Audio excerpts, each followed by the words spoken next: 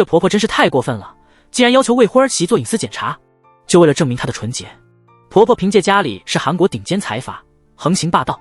她万万没想到，这个看似软弱的小媳妇其实心机深重，她其实是个彻头彻尾的超级恶女。一场筹谋多年的复仇计划就此展开。当时的在熙还只是家族中不起眼的儿媳妇，曾经为了嫁入豪门，她抛弃了自己的初恋。奇怪的是，她的丈夫俊赫是公公和情人之间的私生子，而真正掌权的是那位婆婆。在熙嫁入这家族，就像是得到了一份地狱难度的剧本，她隐藏了很久，终于快要翻身了。此时，她正巴结一个即将飞黄腾达的贵妇赵姐。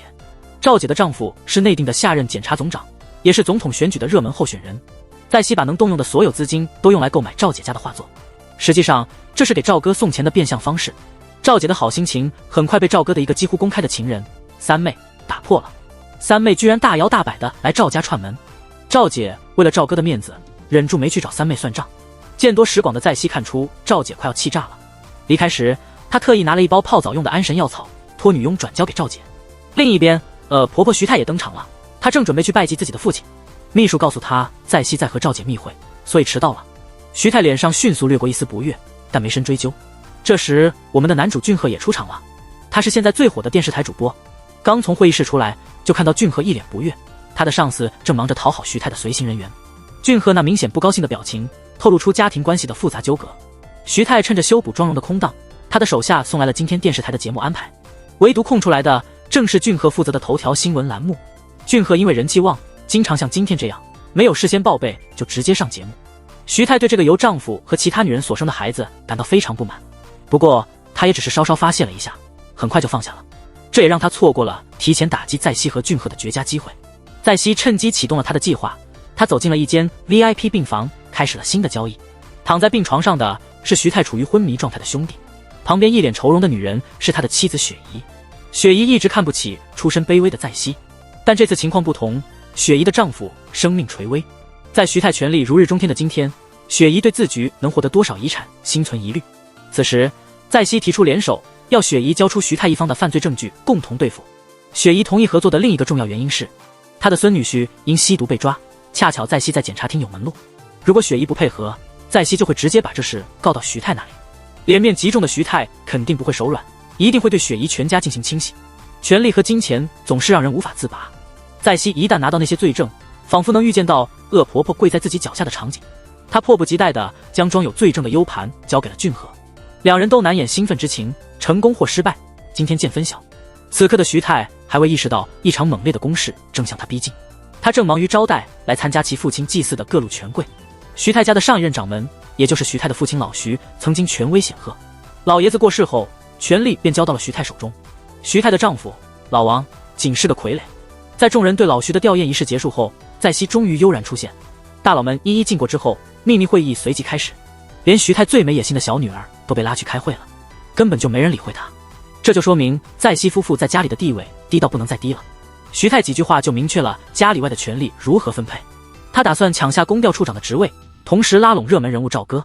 他的哥哥去世后，他立刻支持大儿子阿日上位。就在这时，一个不请自来的客人打破了徐太的美梦。在熙突然打断了会议，他打开电视，一条新闻让所有人都说不出话来。俊赫在节目中曝光了家族泄露的机密文件，这些文件从2010年起就有。为了让阿日继承公司，伪造了 4.5 兆韩元的假账。事情闹到这步，会议自然也开不下去了。老王大发雷霆，阿日的老婆月姐也很生气，她质问老王是否真的不知道俊赫和在熙所做的一切。外面乱成一团，而在熙和徐太这边却静悄悄的。今天这突然一击给了在熙机会与徐太较量。徐太阴沉着脸让在熙提条件，在熙冷笑着回应：婆婆，你太嚣张了，这次轮到你换位思考，想想我到底想要什么，然后恭敬地提出交易，我会仔细考虑是否接受的。这是家里第一次有人能气场压过徐太。夜深了，在熙带着熟睡的儿子回到家，他在梳妆台前摘耳环时，突然回想起一段难堪的经历。那时候为了确认在熙没有怀别人的孩子，徐太亲自检查。在熙对那一次屈辱的检查记忆犹新，她记得那一天的所有细节。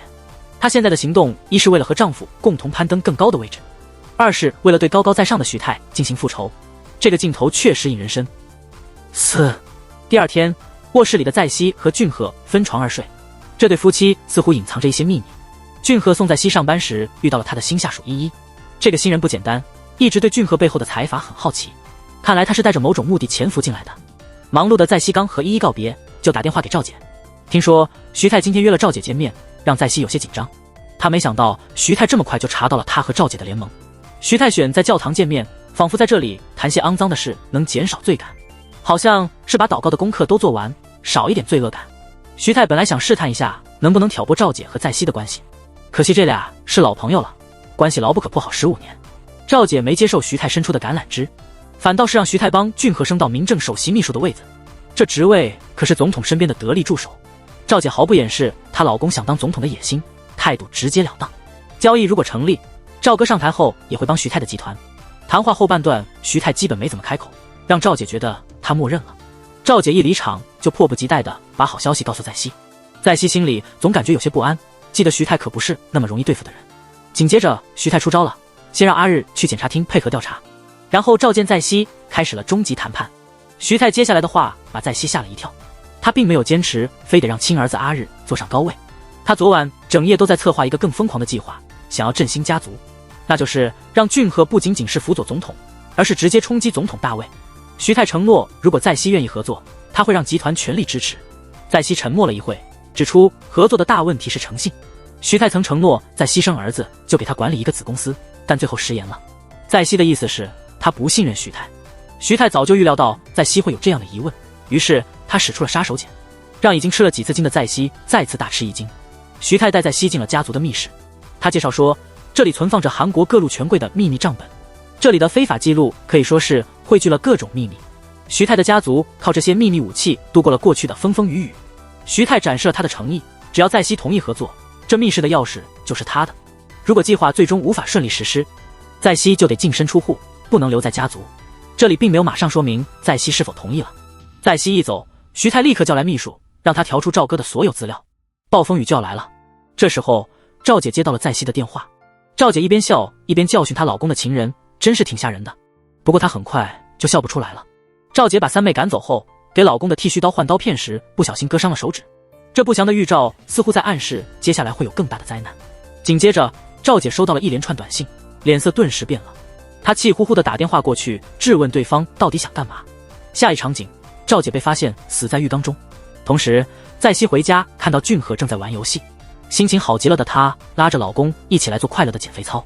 在脱衣服的时候，她不经意间露出了挂在脖子上的密室钥匙，看来她已经接受了徐泰的提议，决定合作了。上次说到，我们的女主在熙的豪门之路可谓一波三折，她的另一半俊赫虽然是豪门的私生子，身份低微，还没嫁进去就被羞辱。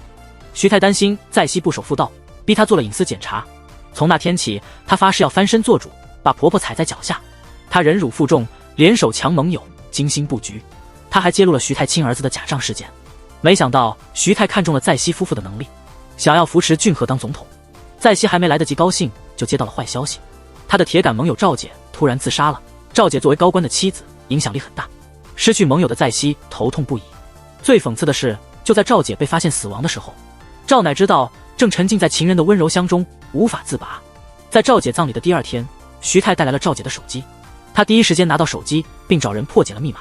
手机里隐藏着关于赵姐死亡的真相，一个神秘人发来了赵哥外遇的视频，这个视频最终让赵姐走上了绝路。徐泰此行的目的无非是开战，赵姐一死，这视频一旦曝光，赵哥的大选也得泡汤。失去了强力盟友的在熙，对徐泰来说毫无价值了。感觉到失败在即，在熙怒气冲冲地找到了三妹。视频里那女人的脸看不清，在熙下意识地认为是赵哥众多情人中最有名的三妹，毕竟赵哥唯一的孩子也是三妹生的。于是在熙狠狠地教训了三妹，发泄了一通。但事情突然出现了反转，那视频不是三妹发的，而是赵哥的另一个情人猪猪。此时在熙的下属依依送东西过来，在卫生间外偶然听到了两人的对话。不知为何，依依并没有立刻出面，他去找了负责赵姐葬礼的检察官阿浩，让他把文件转给前来吊唁的在熙。另一边，老谋深算的徐泰脸色阴沉。之前徐泰儿子做假账的证据是由雪姨提供给在熙的，徐泰发现后逼雪姨签了股份转让书，净身出户。雪姨的哥哥老雪一直是徐泰的合作伙伴，在他亲哥面前废掉妹妹，徐泰真是狠到家了。那些平时高高在上的大佬们，在徐泰面前不过是听命于他的心腹罢了。他当着这些心腹的面宣布，接下来要废掉的第二个人就是在熙。此时的在熙接到电话，赶去疗养院看望神志不清的爸爸。奇怪的是，他一看到女人的皮鞋就会失控。西爸看着在西的鞋子，不停询问是在哪儿买的。他想给自己欠了的女儿也买一双。在西看着不认识自己的老爸，情绪复杂的大声说道：“光一双鞋怎么够？还得有包包和衣服啊！你当法官的时候稍微通融点，钱和人脉不就来了吗？”西爸失望的离开了。在西回忆起和老爸相关的往事，当年徐泰的儿子阿日被起诉，徐泰给在西出了个考验，只要用关系让西爸判阿日无罪，就让在西嫁进豪门。在等待庭审结果时，徐泰讲了些往事。他年轻时未婚先孕，被老爹逼嫁给司机老王。在残酷的豪门生活中，徐泰早已变成了一个魔鬼。他最后提醒在西，对我有用的人不用跪着讨饭。没说出口的是，无用之人自然要被抛弃。后来西爸心不甘情不愿的为了女儿的婚姻判了阿日无罪，从此他就陷入了良心的煎熬中。也许正是这种糟糕的情绪导致了他后来神志不清。那天晚上，西带着复杂的心情回家，随口问儿子知不知道俊赫在哪。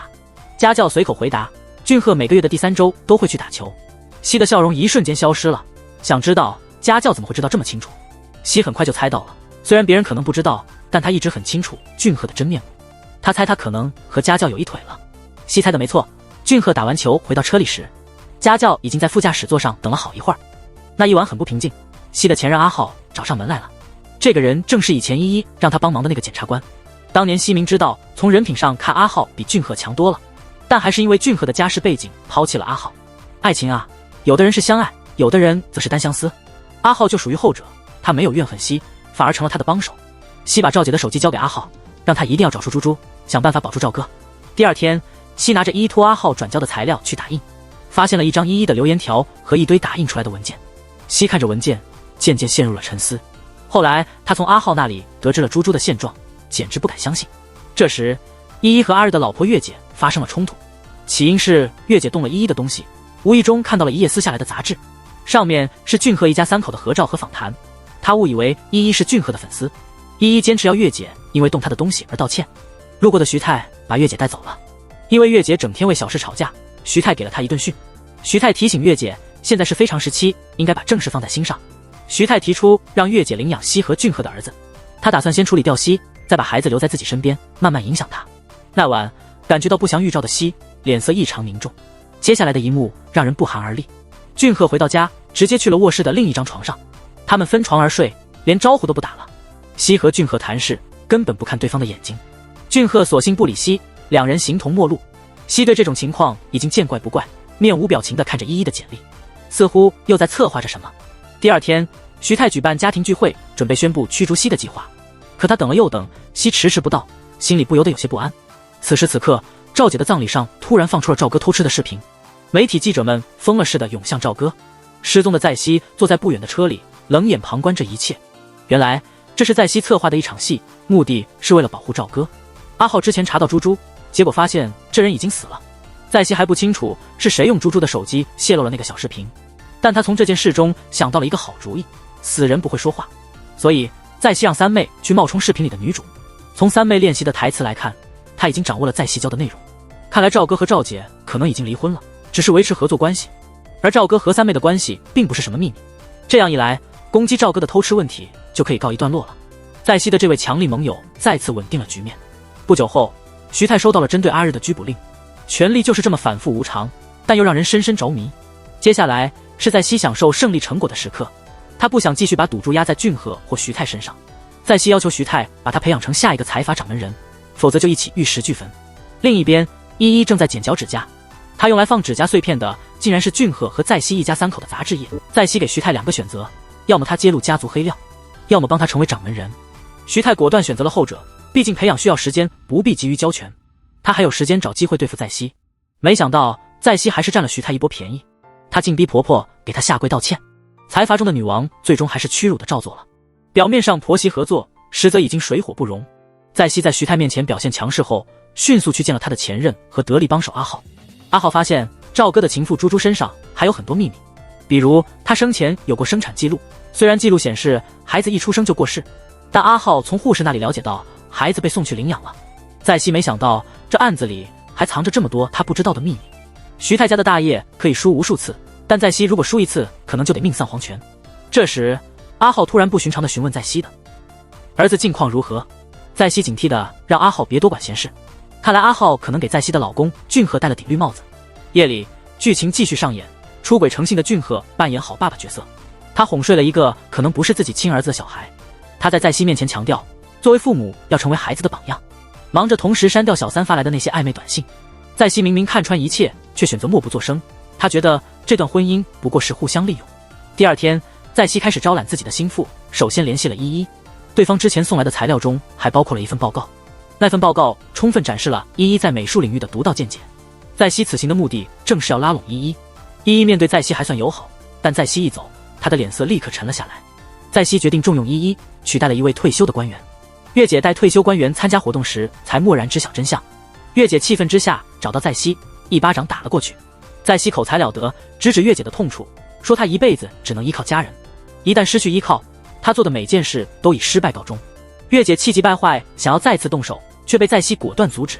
和月姐的争执消耗了在熙不少体力，一到无人之处，她差点瘫倒。原来在熙替换退休官员不仅是为了靠近依依，还有一个主要原因就是当年这位退休官员还在位的时候，曾暗示在熙献身于他，换取上位的机会。在熙犹豫许久，最终没有答应。那位官员随后将机会给了别的女孩。对于在熙来说，这位官员和徐太一样，都是曾经欺骗、羞辱过他的人，必须踩在脚下。想到这些，他更加坚决，不能让手中的权力溜走。他约了阿浩出来，让他带路去已故盟友赵哥情妇猪猪家里。此时，一个神秘人已经先他一步到达猪猪家。在猪猪家，这个神秘人找到了重要的材料后，迅速离开。下楼时，他与在熙和阿浩擦肩而过，两人未察觉此人的异常。上楼后，在熙迅速查看一番，催促阿浩尽快将猪猪之死结案，免得时间拖长，引来更多麻烦。阿浩看着在熙，感到他变得越来越陌生，毕竟这关系到一个生命。在熙察觉阿浩的异样，冷冷地表达了自己的观点。他强调，与无依无靠的猪猪相比，自己有法官父亲的庇护。在熙学业优异，但即便如此，他的生活依然充满挣扎。他认为这个世界上根本没有公平与正义。神秘人把从猪猪家拿到的材料放进一个储物柜，然后迅速将储物柜的密码发送给某人后离开。第二天，阿浩发来消息，那个一心一意的阿浩最终还是推动了猪猪命案的结案。在熙随即召集徐太，解决了赵哥情妇的后顾之忧。现在他准备处理丈夫的小三问题，一步步树立起无人敢惹的女王形象。在熙向徐太展示了自己的手段之后，转身就从徐太那儿搞到了一家公司作为奖励。紧接着剧情高能连连，徐太的秘书去储物柜拿了神秘人留下的文件，拿到了买材料的钱，就回去报告徐太。紧接着依依也来到了储物柜前。在这场复杂的斗争中，他的身影屡屡出现。深夜，阿浩叫在熙出来，要他去抓那个爱玩乐的俊赫。在熙只看重权力，对其他都不在意。阿浩大骂在熙，说他的野心太肮脏。在熙听后强吻阿浩，告诉他真心被玩弄才是真的肮脏。这时远处有人偷拍了这一幕。第二天，徐太把照片放在熙面前，说是月姐派人来的。徐太拿出猎枪逼在熙下跪，这次变成恶婆婆逼恶女儿媳。在熙赶紧下跪求饶，这些照片能编出很多故事。如果失去权力，他宁愿死，他的一切都保不住了。这时客厅里的月姐听到枪声，吓得脸色大变。镜头再切回在熙，他已经倒在血泊中。在熙被送往医院，不知这是不是因祸得福。徐太看到在熙的野心后，不但没把他赶走，反而实现了之前的承诺，让在熙替月姐升官，还把一家公司送给了在熙的儿子小俊。徐太决定要利用在熙，这恶婆婆真是太反复无常了。徐太走后，神秘的依依来看望在熙，俊赫也接到消息赶来。在熙发现依依看俊赫的眼神很奇怪，趁俊赫不在时，在熙询问依依是不是也像俊赫的狂热粉丝，是否对这个男人有所想法。依依的回答让在熙意外，我确实对俊赫先生很感兴趣，是因为好奇，想知道什么样的男人能吸引您这样的女强人。两人沉默对视，感觉随时都可能开始恋爱。此时徐太回到公司，发现月姐已经开始清理在熙的东西，还通过报社开始攻击在熙，显然是认定他会被扫地出门了。这波反转完全出乎月姐的意料。看到徐太大发雷霆，月姐怎么也想不通为什么老太太还要保护在熙。阿浩也在当晚得知在熙住院的消息，他们俩在医院的两侧打电话，这距离就像他们的关系一样遥远。以前有旧情，现在还有留恋，可惜种种原因，他们始终不能光明正大的站到一起。相比在熙，俊赫显得更加不安分，他对依依产生了兴趣，偷偷在熙的平板里找到了那个女孩的简历，晚上发消息，第二天一大早又发，拼命想要表示好感。依依表面不动声色，心里却知道他的计划已经成功了。新角色阿神登场，他和依依住在一起。之前那个神秘人潜入猪猪家里拿材料，后来又在储物柜和徐太的秘书那里换了一笔钱。这笔钱现在就在依依家里。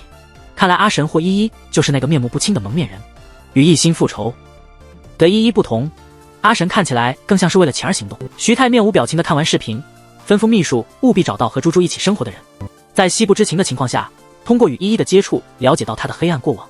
依依的父母和奶奶分别在他7岁、11岁和20岁时过世，人们很难对经历悲剧的人产生怀疑。一向警惕的在西因同情心作祟，对依依完全放下了戒备。告别在西后，依依去了同伙阿神家拿钱。阿神之前帮依依跑腿，把猪猪家的重要材料卖给了徐泰，换取了一笔钱。通过对话透露出一些重要信息，原来死去的猪猪早就认识他们。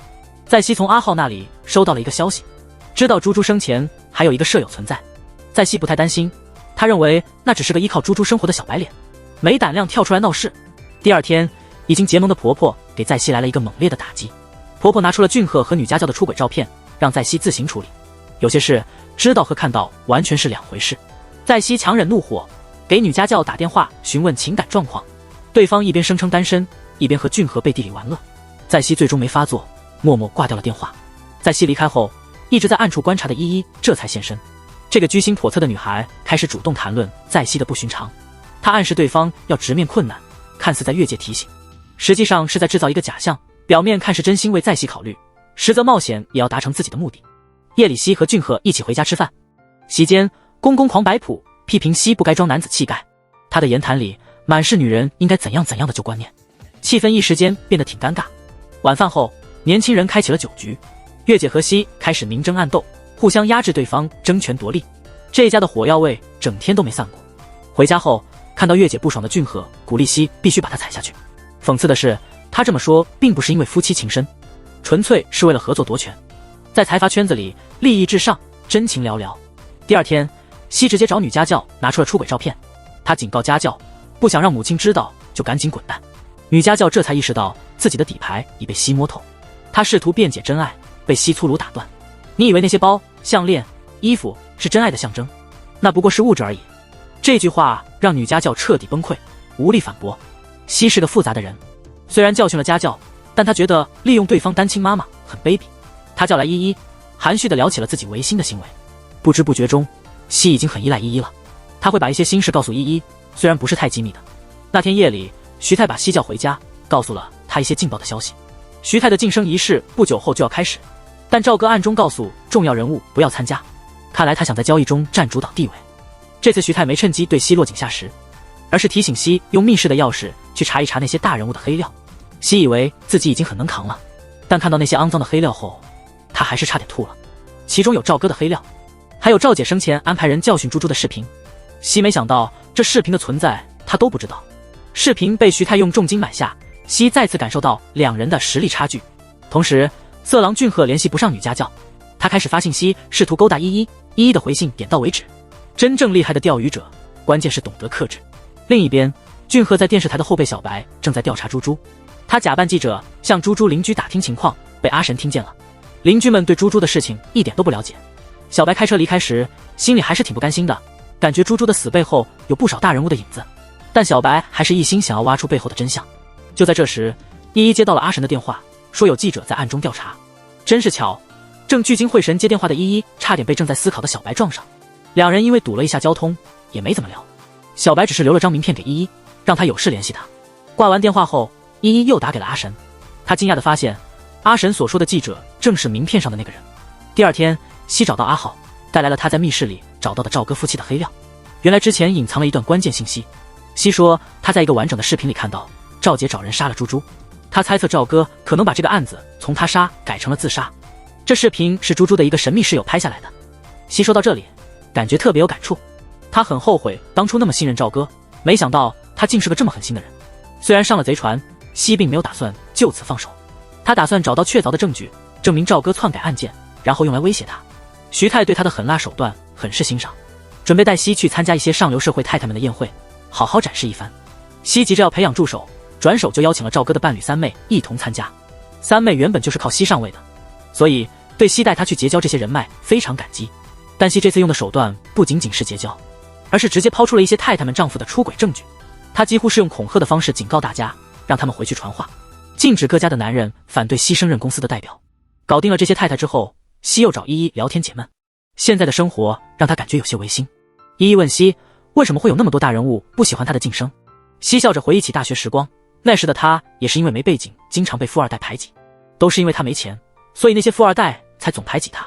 依依沉默了一会儿，然后说，原来他们是因为你穷才反对你啊，我还以为你做了什么伤天害理的事情呢。西一开始有点惊讶，但后来忍不住笑了起来。依依真懂得怎么逗他开心，突然觉得这俩人挺般配的，这可怎么办啊？这时月姐赶去他们家常去的医院做检查了，她想确认自己是否还能再生一个孩子，如果能再生一个儿子，她家的地位就能更稳固了。医生告诉月姐保持好心态很重要的时候，不经意间提到西曾多次尝试人工受精都失败了，她都快要放弃了，结果突然怀孕了。听到这个，月姐的表情微微一变，她似乎在怀疑西的儿子是否俊赫的。那天夜里，依依不知是故意还是无意，她知道俊赫来找西后，便把小白约出来了。俊赫看起来很尴尬，原本还想跟依依搞点暧昧，这会儿全没心情了。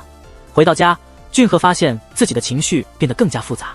他在抽屉里找到一枚刻有 JH 红心 JH 的戒指，俊赫脸色一沉，似乎想到了什么，但随即笑了，以为这是西对他的爱的表示。俊赫这个绿帽大使，怎么也不会想到自己也有被戴绿帽的一天。画面转到西和阿浩，阿浩的笔上也刻着 JH。多年来，西和阿浩始终牵扯不清，加上西曾因为和俊赫生不出孩子，偷偷去做人工受孕。阿浩对俊赫的儿子特别关心，从这几点来看，这孩子很可能是西和阿浩的。另一边，依依正和小白一起吃饭，他故意让俊赫看到，他本想让那个心怀不轨的花花公子吃点醋，加速行动。依依没想到自己和小白聊得这么来劲，小白这种正直直爽的好人现在真的不多了。吃完饭后，依依和小白各自回家，晚上他突然收到了俊赫发来的警告短信，这位富二代真是太霸道了，大概意思是他不喜欢依依这种含糊不清的态度。依依装傻回了一句，我不知道你在说什么。俊赫看了立刻火了，赶紧打电话过去，想要主动解决问题。他决定趁热打铁，彻底追求依依，但依依的回答却让俊赫一头雾水。你最好先回忆一下，我们第一次见面是在哪里？俊赫忙着泡妞的时候，西就在公公婆婆家，因为孩子的事情独自一人伤心，想起公公因为着急要抱孙子而说的难听话，他心里难受。医生告诉西，根据检查结果，她怀孕的可能性非常低。西感觉自己的豪门太太梦快要破灭了，他没敢告诉任何人，偷偷去找了阿浩，那孩子可能就是那时候怀的。第二天，俊赫约小白去泡澡，顺便打听和依依之间的关系。听说小白只是因为开车差点撞到依依，所以请他吃饭道歉。听后，俊赫稍微放心了一些。转而小白开始打听西和赵姐的关系，他提到曾在赵哥家调查一个案子时遇到过西。俊赫不想提及复杂的政治关系，只说赵姐是西婚前在美术馆工作时认识的客户。小白一听到赵姐就来劲了，他总觉得猪猪的死背后有其他隐情。赵家后台深厚，正聊着，赵哥突然带着阿浩和其他盟友也来泡澡了，大家都认识，于是一起吃了顿饭。席间小白对赵哥的种种不满，气氛相当尴尬。但更刺激的事情还在后头。饭后有人认出俊赫以前是个著名主播，纷纷找他要签名。俊赫随手向阿浩借了支笔，笔身上的 JH 让他的脸色变得很难看。阿浩被赵哥叫走，钢笔就这样被俊赫拿在手上了。那时候依依的好友阿神打来了电话，俊赫家族在政商界都有不少得力人手，其中一个是开夜总会的老杨，现在正忙着安排接待些大人物。阿神透露，俊赫即将被任命为青瓦台的总统秘书，老杨特地安排了不少女伴，准备跟联盟的官员们好好狂欢一番。依依立刻吩咐阿神一定要把这些官员胡作非为的视频拍下来。此时徐泰的秘书在老杨的带领下走进了一个密室，这个密室里可以监控到会所的每一个角落。可怕的徐泰依靠握住盟友们的把柄来确保联盟的稳固。转眼就到了公布俊赫任命的大日子，二媳妇荷西以及大媳妇月姐之间关系本来就不好，看着俊赫势头正盛，月姐心里更加不痛快。两人互相斗了几句，月姐明显不是对手，但她另外想出了一个毒计。这边俊赫接连收到坏消息，首先是任命的日子被推迟了，突然之间出现了许多不确定因素，接着是月姐发来了西和阿浩的亲吻照，暗示俊赫可能不是孩子的亲爹。俊赫因为钢笔的事已经起了疑心，这下决定要查个清楚。日子一天天过去，青瓦台的任命仍然迟迟不下来。俊赫偷偷请老杨帮忙找人做了亲子鉴定，拿到鉴定结果后，他叫来了西，手里拿着还没开封的鉴定书，质问西关于孩子的事。西短暂沉默后给出了答案，孩子不是俊赫的。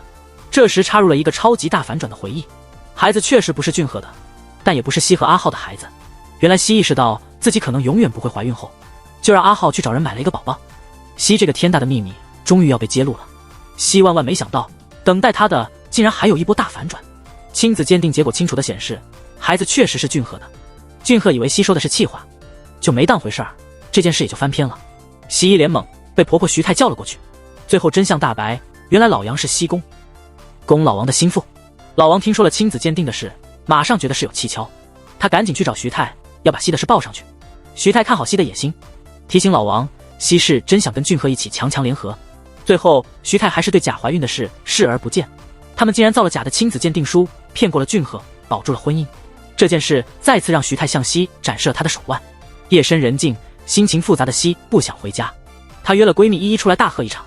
西以为自己已经做好了当坏女人的准备，越是接近权力中心，她越感觉豪门人心深不可测。依依向来不拍西的马屁，这种反其道而行的性格让西特别欣赏。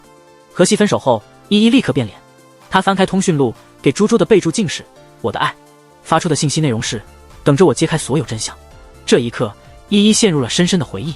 少数知情者都以为猪猪和小白脸同居，实际上猪猪的真正恋人是依依。猪猪去世后，依依化身为复仇的恶魔，她一直潜藏在暗处，等着把所有敌人一网打尽。第二天，西还不知道自己身边藏着这么一个大敌。她意外在俊赫手机上看到，月姐曾暗示俊赫孩子可能不是亲生的，还附上了西和阿浩的吻照。西默默地开始策划他的反击，结果在西还没动手，事情又出新状况了。阿神和依依一起被拍到，拍下了一些高官在老杨经营的会所里的不雅视频，然后把视频卖给了和西有过节的退休官员。那人虽然退了出来，现在只是在学校教书，但多年的政界生涯让他积累了不少人脉。这些视频对他来说无疑是一张王牌。最关键的是，视频里还拍到了俊赫带人去会所玩乐。退休官员曾经被对方坑过，这次决心要报一箭之仇，竟然疯了似的要拿俊赫的前途做文章，威胁西去酒店陪他。西早有对策，他镇定自若地送了依依一套房子。原来之前他无意中看到依依拿着衣服去三温暖过夜，西一直觉得依依和自己年轻时很像，因为自己曾无人相助而变得冷酷，希望自己能成为依依的支持。西对依依越好，依依为复仇而来的心就越乱。西跟依依感情深厚，随后又给月姐发了条消息，提醒她往娘家转钱的事情已经被发现，警告她以后低调点，别再惹事，否则不会轻饶。威胁完月姐，西又去买了枚戒指作为礼物。今天是他和俊赫的结婚周年，尽管明知道俊赫外面花天酒地，他还是忍了。西为了大局一直在忍让。俊赫回家后，在戒指盒里发现了一枚和今天收到的不一样的戒指，脸上露出莫名其妙的笑容。有意思的是，即将搬家的依依手里也正好拿着一枚和俊赫抽屉里的同款戒指。另一边，退休官员一直在酒店等西来投怀送抱。这时门铃响了，来的人不是西，而是阿浩。阿浩以违反外汇管理法的罪名抓了退休官员。这时西的计划终于显露头角，原来他发现俊赫和赵哥都在老杨的会所被拍到，所以他请求徐太帮忙调查，最终找到了拍摄者阿神。西费尽周折，终于把阿神找了出来，给了阿神一顿教训后，把他带到了赵哥面前，通过阿神的口供来栽赃赵哥，让阿神故意泄露俊赫的丑闻视频。赵哥虽然知道自己是被冤枉的，但也不想和徐太硬碰硬。就这样，他下了逮捕令，帮在西抓到了那个家伙。经过一番调查，发现是阿神被逼诬陷赵哥是幕后黑手。赵哥为了不惹怒俊赫那位财阀的妈妈徐太，最后帮在西把那个死对头抓了起来。见形势不妙，他为了缓和气氛，主动示好。他利用自己退休前的官员身份，掌握了一些重要的信息，其中包括俊赫没能得到青瓦台任命的原因。这一切都要追溯到7年前的一起强拆事件，造成了多人死亡。而负责强拆的正是俊赫的父亲老王。正是这个污点让俊赫失去了升迁的机会。在西对这个败事有余的老王非常生气，他把这个消息告诉徐太，说自己会想办法让俊赫上位。在西的权力欲望在本剧中是首屈一指的。第二天，在西就开始使计，他带着俊赫去看望那次强拆事件的遇难者家属，同时准备了一份新闻稿，帮助俊赫塑造形象。大意是，俊赫本来已经被选进青瓦台了，但因为父亲的过错，他感到强烈的自责，最终拒绝了任命。俊赫对这整个计划感到不爽，因为只有在西和徐太知道，但他也庆幸这种操控舆论的手段让他逢凶化吉。探望结束后，两人搭电梯时，在西冷静地提起俊赫不雅视频的事，他不动声色地警告老公，玩乐也得有个度。俊赫虽然暂时还能忍，但对徐太的忍耐已经快到极限了。他回家后放话，不想再被徐太控制，警告这位没有血缘关系的母亲，以后做决定前必须告知他。另一边，依依接到阿神的电话，被提醒要尽快逃跑。他害怕徐太一家发现他和猪猪的关系，依依打算冒险找机会和在西坦白，想拉拢这位大姐姐一起对付俊赫。挂完电话，依依想起了一段往事。多年前，她在老杨的会所上班，也是那时候认识了猪猪。那晚招待的客人里，有赵哥，也有依依后来想要报复的俊赫。后来，猪猪被赵姐害死了。依依在暗中调查时，发现在西和赵姐有合作，于是她转而去在西手下面试。她利用在西办公室的网络，给赵姐发了赵哥和猪猪的不雅视频，原本想引发这两人之间的战争，没想到赵姐竟自杀了。后来相处中逐渐发现，在西并不是传统意义上的财阀恶人。渐渐的，依依对在西的恨意也消减了。这时在西打断了依依的回忆，依依整理好思绪后，告诉在西，自己最终还是搬出了对方提供的公寓。在西误以为依依是因为自尊，实际上依依身上隐藏了很多秘密。经过一番试探，依依发现在西目前还很需要俊赫，于是暂时打消了摊牌的念头。第二天，因为在西巧妙的舆论控制，俊赫的名声大好，他竞选总统的希望也大增。在西为了借助赵哥的情报网打压俊赫的竞争对手，他又寄给对方一个重磅文件。猪猪曾为赵哥怀过一个孩子，赵哥一直以为孩子没了，实际上这个孩子历经重重困难，最终还是来到了这个世上。现在在西利用手上掌握的孩子信息，迫使赵哥沦为了工具人。在西挂断电话后，笑容僵硬了。他在邮箱里看到一个诡异的标题，是依依的真面目。他赶紧打开一看，其中一张照片竟是当年依依陪酒时被俊赫认出的照片。这时俊赫约了在西见面，心头慌乱的在西赶忙下楼。此刻俊赫在一廊里遇到了正在踩着椅子工作的依依，他的小腹处露出了一道伤疤。依依注意到伤疤暴露后，赶紧拉下衣服，不小心摔了下来。俊赫眼疾手快地接住了他。在西刚走过来，就看到俊赫正不怀好意地捏着依依的下巴。依依看到在西，急忙挣脱俊赫的手。收到的照片加上眼前这一幕，足以让在西勃然大怒。但想到自己为了上位所做的牺牲，他又硬生生忍住了。俊赫之后若无其事地来到在西的办公室，他提议带上初次见面的依依，4个人一起去吃饭。小白得知俊赫父亲是7年前强拆案的主导者后，责怪俊赫这位前辈隐瞒了真实身份。为了安抚小白，俊赫组织了这次聚会，在西也不好拒绝。见面后气氛非常热烈，小白对依依表现出了明显的好感，但俊赫在桌子底下偷偷用脚蹭着依依。韩国的剧情从来不让人失望，总是这么狗血。聊天时，俊赫用几句话就把小白哄回到了他的阵营，还建议俊赫在美术馆举行演讲，帮助扭转公众舆论。直到此刻，小白还以为俊赫是真的在为7年前的事情自责。同时，一个惊人的消息传来，老王的心腹老杨接到赵哥的委托，开始调查孩子的身世。老杨的调查结果震惊了老王，证明孩子并非赵哥与猪猪之子，有人伪造了文件。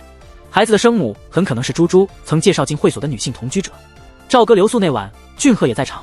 老王开始猜疑孩子可能是俊赫的，他想要一个孙子来巩固俊赫的地位，所以让老杨带路找到了阿神。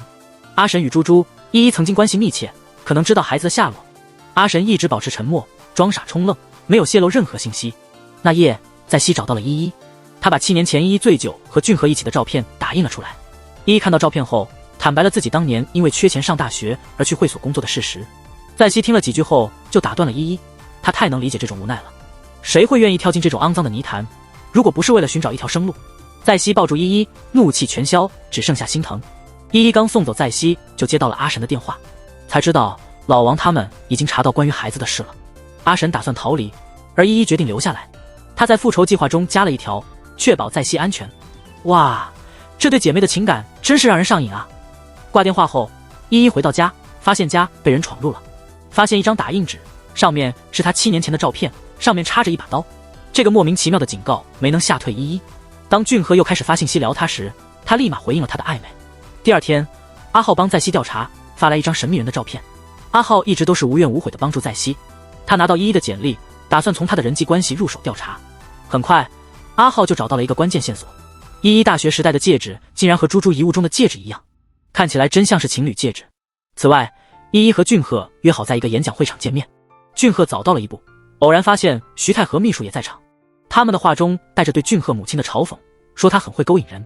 俊赫听了脸色难看。徐太和秘书离开后，依依才慢慢来。俊赫准备将所有怒火都发泄在他身上，这时依依突然问了一个问题：你奈何在西离婚吗？俊赫气喘吁吁地回答：作为妻子和母亲，她很优秀，只可惜她唯一做不到的是让我心动。此时就在幕布另一边的在西怒目圆睁，他沮丧地走在街上，鞋子都把脚磨破了。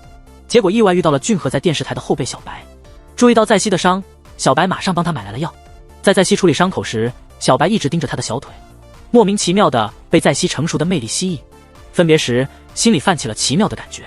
夜里，检察官阿浩找到依依，他是在熙的铁杆粉丝。他拿出猪猪的遗留的情侣戒指和依依大学时的照片，提醒依依，猪猪的死和在熙无关，别想报仇。依依没有多解释，接触后发现在熙其实是无辜的，被在熙的个性魅力深深打动，从恨转为爱。第二天，一整夜思考后，在熙找到了依依，他决定尽可能相信依依对俊赫没有非分之想。在熙播放了儿子的视频，坦白这是为了保住自己的位置，他说明自己为这段婚姻牺牲了很多，希望和依依成为信任的伙伴。听了这番话，依依被在熙的坦诚震惊了。一波未平，一波又起，徐泰找到了在熙，他发现老王打算揭露俊赫有私生子的事情，这是为了动摇在熙因不孕不育的地位。在熙立刻求助于徐泰，打算反击。夜里，在熙不下局，让依依和小白一起来到家里，故意在俊赫面前将他们配对。聊天时故意暗指俊赫私生活混乱，私下里他对俊赫放狠话：你再敢出轨，试试看我会不会开记者会暴露你的真面目吧，我们一起死啊。这话让俊赫全身发冷。这会儿徐泰正盯着在熙孩子的照片，沉浸在回忆里。原来他很早就通过秘书知道了在熙偷偷领养孩子的事，更讽刺的是，那孩子竟然是依依的。因为徐泰的干预，一直在找孩子的老王被误导了，他被告知孩子已经死了，跑去俊赫那里大哭一场。俊赫得知自己曾一夜之间留下了孩子，偏偏这消息来得太晚，孩子已经不在了，脸上的表情难看极了。徐泰把孩子死亡的假消息告诉了在熙，在熙毫不怀疑，看来他对当初领养的孩子一无所知。另一边，月姐又开始搞事了，她嫉妒在熙家的风生水起，她把和徐泰合作的几个政界要员约了出来，疯狂地煽动他们不支持俊赫参选总统。她建议由这帮人的领头闵议员出马参选，月姐还暗示她会说服徐泰支持闵议员。面对巨大的权力，没有人能保持不动心。闵议员的脸上露出沉思的神色。第二天，阿浩又见了依依，想劝她离开在熙。依依说出了她留下的2个理由：一是保护在熙，二是为了报复。依依拿出了多年前在会所陪酒时被拍的男人们的照片，在熙收到的照片正是那时的依依。阿浩看到了一堆政府要员以及俊赫的照片，意识到这次的事情远比他想象的还要复杂。这里插入一段回忆：徐泰得知依依是孩子的生母之后，就安排秘书给在熙发送了依依陪酒的照片，并且潜入依依的住处，把刀插在照片上，一来提醒在熙他被盯上了，二来警告依依不要轻举妄动。徐泰为了避免在俊赫大选前出现意外，决定暂时忍住对依依的怒火。夜里，赵哥找到在熙，原来是闵议员和月姐想拉拢他。赵哥虽然懂在熙的手段，但最终还是没有背叛他。在熙知道敌人势力强大，立刻和赵哥开始策划反击。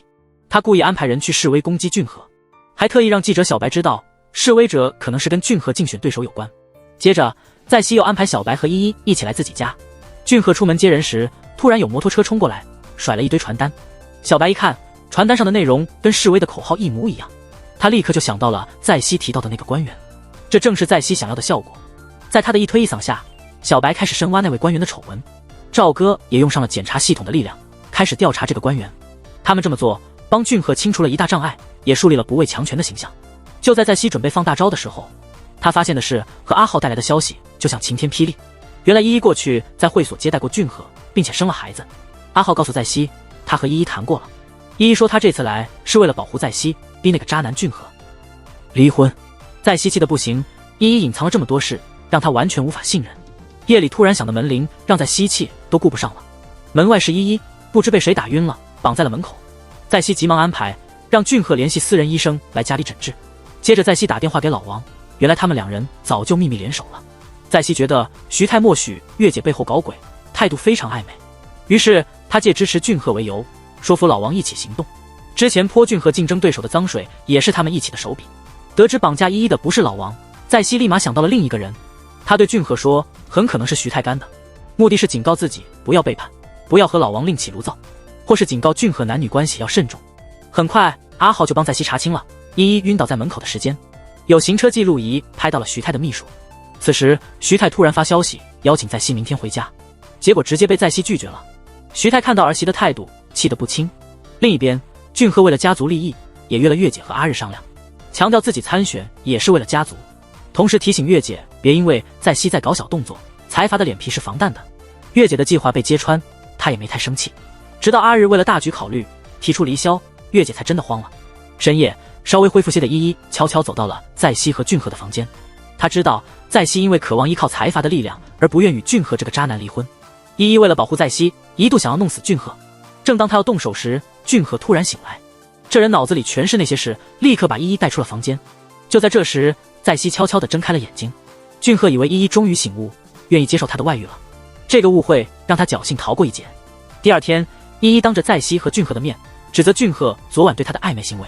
俊赫平时总在在熙面前保证不会乱来，这下尴尬的连饭都不吃，直接跑了。在熙不理解依依，他为了权势已经疯了。他以为依依是看中了俊赫夫人的位置，才急着要他们离婚。两个女人大打出手，各自走开。此刻，在熙的公婆徐太和老王进行了一次重要的谈话。徐太告诉老王，俊赫的私生子其实没有死，正是那个被在熙领养的孩子。徐太的本意是想给想要摆脱他控制的在熙和老王设置障碍，没想到老王高兴得给在熙送去了一大笔钱，当作是俊赫的选举资金。可能是因为找到了孙子，心态放松了，不想再闹事，对在熙亲近了许多。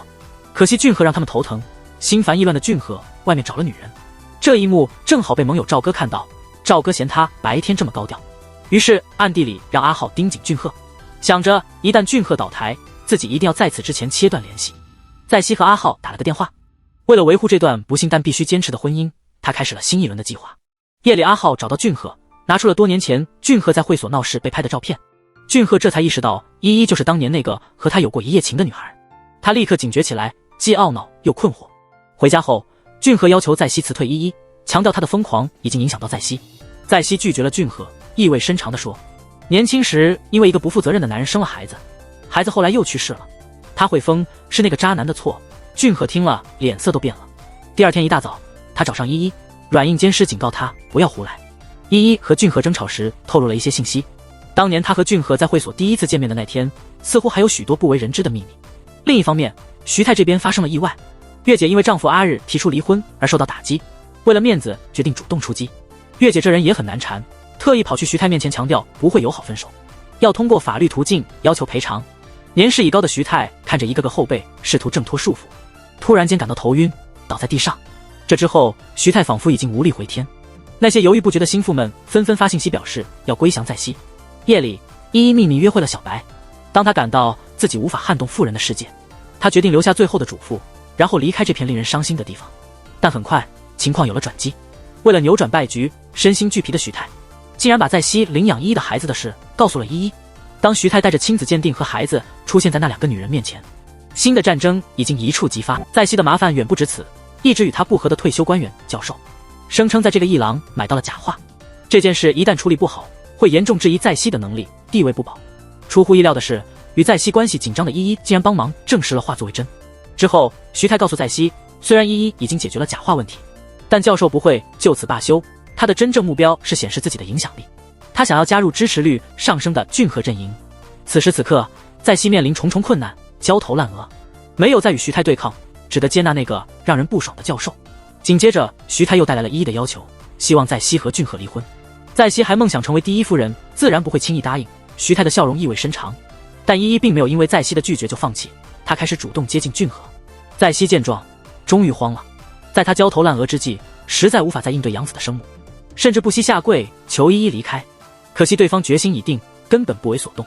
无奈之下，在熙第二天找到徐太寻求帮助。徐太从公司借了一大笔钱来收买依依。在熙付出的代价是交出了那把藏有重要黑料的密室钥匙。随后，在熙拿钱给依依买房，本以为对方会离得远远的，断绝往来。结果依依却表示要用这笔钱抚养儿子，挑衅意味浓厚。在熙的困境还没结束，俊赫开始绕过他，直接联系敏感的徐太。俊赫拿出自己参选总统的价值作为筹码，迫使徐太开始暗中排除其他候选人。这对无血缘关系的母子开始频繁接触，在熙的价值逐渐减弱。同时，徐太还帮助月姐成为一郎理事长，不仅为月姐画饼，缓解了她与阿日的离婚危机，还让月姐严厉地制约了在熙。在熙也不是省油的灯，他开始逐一解决问题。先把依依约出来，提醒她如果真的要带走孩子，就得准备好坦白自己当年出卖色相的事。依依听了如同晴天霹雳，她从没想过怎样让孩子接受自己的身份，她一时像泄了气的皮球，沮丧地离开了，心里再也没有跟在熙争夺孩子的念头。之后，在熙去见了电视台的后辈小白。小白总是满腔正义，做着各种激进报道，看似在帮俊赫塑造形象，其实不小心很可能把处在风口浪尖的俊赫推向火坑。在熙之前一直担心小白知道俊赫的真面目会出事，所以想着总藏着掖着不是办法，决定找小白见面。一见面就拿出了俊赫过去鬼混的照片，照片里还有年轻的依依。在熙直接把俊赫的形象毁得体无完肤，他隐约感觉到小白不是那种见死不救的人。果然，大受打击的小白选择了不爆料，他决定保护自己的大哥，成了在熙的棋子。在熙得意洋洋，感觉自己逐渐向徐泰证明了自己的价值。就在这时，事态突变，在熙陆续收到几条消息，原来依依是在西公公老王主导的拆迁惨案的遗属之一。那次惨案之前，依依为了求情去了俊赫的会所，结果遭到侮辱，他的奶奶在拆迁中丧命，生活陷入无尽黑暗。在熙这才明白依依一直说的保护他是什么意思。俊赫和徐泰这家人已经习惯用权势掩盖罪行，在这里待下去，迟早要么成魔，要么被魔吞噬。在熙愤怒之下，不再迷恋权力的虚幻，他决定向这群恶魔的首领徐泰宣战。在熙没想到财阀之间的战争如此残酷。不久，依依的死讯传来，他的好友阿神找到在熙，原本以为风平浪静，没想到这突如其来的局势激起巨大波澜。在熙强忍悲痛，把阿神安排到阿浩那里，他发誓要血债血偿，依依的死一定要有人负责。此时徐泰正在密会俊赫，后者显得非常狂躁。依依出事前曾见过俊赫一面，把当年俊赫对他下毒手的事，以及自己的孩子被徐泰设计领养到俊赫家的事告诉了所有人。被蒙在鼓里的俊赫怒不可遏，一怒之下对依依做出了极端之事。徐泰信誓旦旦地说一定会保下俊赫。阿神按照在熙的安排开始行动，拍下了一段讲述整个过程的视频，留给阿浩后，阿神准备离开。这时小白联系了他，原来依依为了保险起见，小白收到了一份揭露俊赫一家的举报材料。依依去世后，小白追问阿神是否有更多内幕，阿神犹豫了一下，透露在熙和阿浩也在背后帮忙。小白表情怪异，原来他早被徐泰收买了。夜深人静时，徐泰得知在熙的小动作，便给他送来了爆炸性新闻。原来是徐泰安排杀害依依，灭口了。徐泰用在熙在乎的西爸和阿浩来警告在熙，要他老实点。与此同时，阿神录制的揭露视频被播出，视频经小白重新剪辑，内容被严重歪曲。此时，阿浩家的门被人敲响，他因被指控杀害依依被逮捕。为了阿浩，在熙妥协，换取前男友的自由。这场风波后，俊赫对在熙更加冷淡了。他当着在熙的面与曾出轨的家教去约会，他这样做是为了报复对方多年隐瞒领养孩子的事。另一方面，徐泰的忠诚秘书做了一件莫名其妙的事，他处理依依相关事务时找到了一封写给在熙的信，秘书把信交给了在熙，信里的内容虽简单却很沉重。依依描述了当年他四处奔波，为了防止强拆寻求保障时偶遇猪猪，他得知有位能通天的大人物在会所，想去求情，结果误入陷阱，被俊赫毒害。信的结尾，依依嘱咐在熙好好照顾孩子。这种决绝的措辞，加上为了保险起见给小白的举报材料，都表明这个女孩已经做好了万一不幸的准备。这一刻，在熙眼中泪光闪烁，同时充满了复仇的决心。不久，在熙开始了他的复仇行动。俊赫竞选大选，让夫人在熙成了众人焦点。在高度关注的采访中，在熙惊人的宣称是他杀了依依。后来，在熙找到了小白，他早已看透小白和他是同类人，他们都是在底线的边缘行走，不择手段。他们与徐泰、俊赫和老王这些人的最大区别就是，至少他们还留了点底线。在熙把老王7年前的黑幕材料转交给了小白，他相信不管是出于良知还是对依依的旧情，小白最终会把这些材料公之于众。另一边的徐泰脸色阴沉，他的回忆中浮现出一段黑暗的往事。为了压制和在熙联手的赵姐，他派人杀了赵哥的情人猪猪，然后打电话威胁赵姐，要她自杀，否则徐泰就会炮制赵姐因嫉妒而杀死情敌的假新闻。届时赵哥苦等多年的检察总长位置肯定泡汤。最终狠辣的徐泰用这种手段逼死了赵姐。此后在俊赫家的家庭会议上，徐泰向家人坦白是他指使人杀害了依依，大家都惊讶不已，不知道徐泰到底有什么企图。这时俊赫为了劝在熙放弃复仇，开始耍起苦情牌，希望和好。在熙的态度冷得像冰，他想到自己曾经为了上位容忍了这家人太多的罪行，这导致了7年前的强拆悲剧和依依的死。这一次他宁可两败俱伤，也要让罪有应得者受到惩罚。在熙的计划异常猛烈，很快他就因各种嫌疑被捕。作为儿媳，他涉嫌金融和行贿罪，自然成了调查的焦点。原来在熙早就告诉了赵哥，赵姐是被徐泰逼死的。他利用赵哥的愤怒，动用检察系统来对付徐泰。可惜这场大人物的战争中，没有永久的朋友和敌人。赵哥的立场一直反复无常，在俊赫的强势策略下，赵哥最终又一次屈服了。他释放了在熙，并迅速平息了这次事件。阿浩对赵哥的背叛感到愤怒，认为这是老狐狸的退让策略。现在俊赫的支持率直线上升，应该抓住机会在他大意时一击致命。但实际上直到剧中，赵哥都没有实施他的计划。反而是俊赫利用当主持人的经验，成功的进行了一次危机公关，支持率再次飙升，名声大噪。期间，俊赫和在熙离了婚，小角色在熙进进出出拘留所，他根本无法对抗这个强大的财团。故事的最后，在熙只能救下了一个平凡的女孩。这个女孩的家即将被拆迁，她想求大人物延期几天。在熙知道，如果这女孩误入会所，命运肯定和依依一样。在他的劝阻下，这个无知的女孩保持了清白。可惜这个世界还是被那些不干净的人所主宰。